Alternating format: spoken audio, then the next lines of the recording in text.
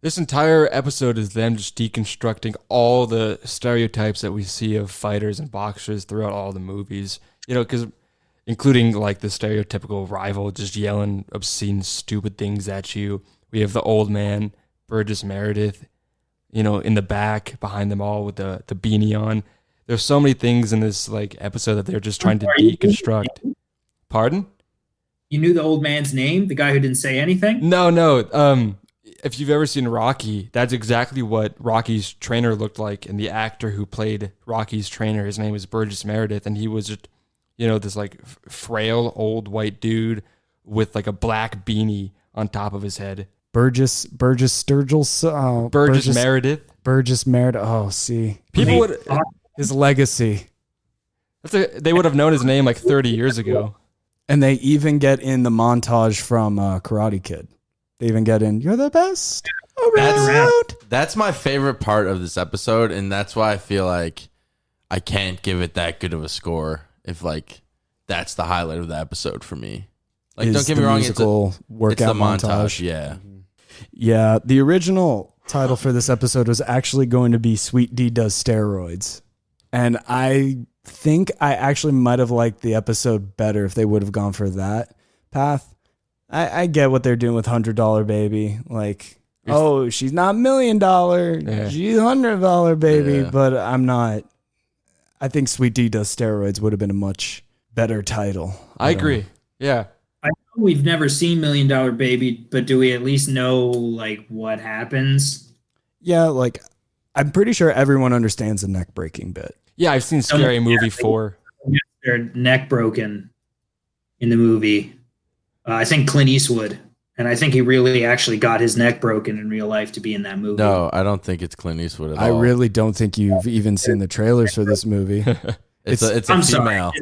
Is this one about the Cold War? No, that's female. Rocky 4. but only like thematically, not Once directly. Again, the dish of the day is confusing his life for the plot of Rocky. We also see the original Hitler painting in this episode. Yeah. So there's a handful of reasons I think to like this episode. I'm not going to start, saying it's amazing like I was talking about Dennis and Diego on welfare. I think this episode, like a lot of what we've talked about, I think this episode probably just has a lot of those, I mean, I guess not hidden gems, but just like a lot of just cool things about it that, granted, it doesn't make it my favorite episode, but like, there were still a lot of, like you said, just interesting things about this episode that weren't funny to me, but important to the show itself. Is that the Where's Waldo of the show? How many original Hitlers can you find? Jesus. Well, it sets up the continuity. We don't know it's an original Hitler yet. I do appreciate continuity.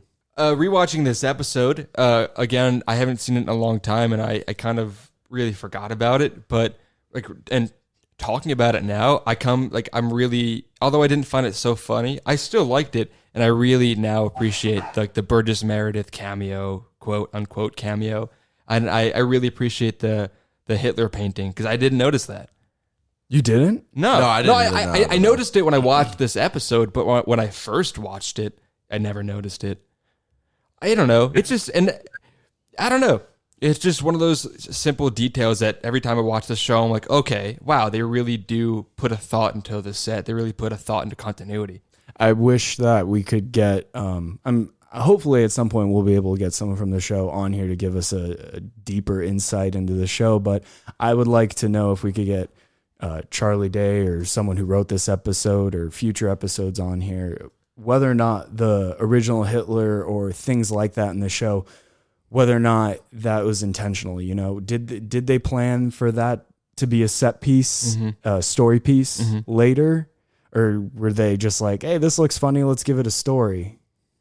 I wonder how many plots for like a TV show or a sitcom just happened because like the writers were just messing around in the prop department for their episode or their show and being like, well, have we written a story about this random tchotchke on the show or something? I mean, I wish I had a specific example to give right now, but Futurama.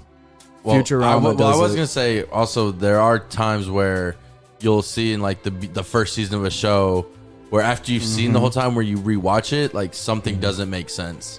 Like in the first season, you can tell they weren't planning anything past a certain season. So like later on, there's like errors in it or like flaws in the story. I think. I How don't do- know a lot of shows that do it, but I've definitely noticed some that have.